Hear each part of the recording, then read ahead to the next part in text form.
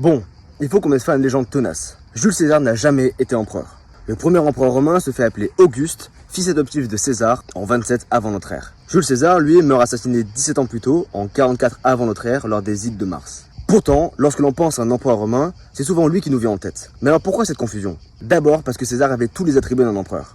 Le Sénat lui conférant la dictature perpétuelle en février 44 avant notre ère, lui permettant notamment de nommer les consuls et la moitié des magistrats. Il avait neutralisé tous ses grands rivaux comme Pompée qui meurt assassiné en 48 avant notre ère. Et surtout, il jouissait d'une très grande popularité, notamment pour ses nombreuses victoires militaires. La République romaine était en crise depuis plusieurs décennies. Des généraux, appelés imperatores comme Pompée ou César, prenaient de plus en plus de place dans la cité. Le Sénat était affaibli, les lois étaient contournées et Rome connaissait plusieurs guerres civiles. Dans ce contexte, Jules César voulait incarner un retour à l'ordre et à la paix en dépit de la République. Mais il y a une autre raison à la confusion, le nom de César. Son héritier, Octave, devient empereur sous le nom d'Auguste, mais il garde le nom de César. Et beaucoup de ses successeurs font de même, reprenant à la fois le titre de César et le titre d'Auguste. Résultat, César devient un titre impérial à part entière, à tel point que le mot Kaiser en allemand ou Tsar en russe provient directement du nom latin Caesar. Et d'ailleurs, dans les années 120, le romain Suétone publie la vie des 12 Césars, un ouvrage influent consacré aux premiers empereurs romains. Suétone lui-même commence par César, non pas parce qu'il était empereur, Suétone sait très bien qu'il ne l'était pas,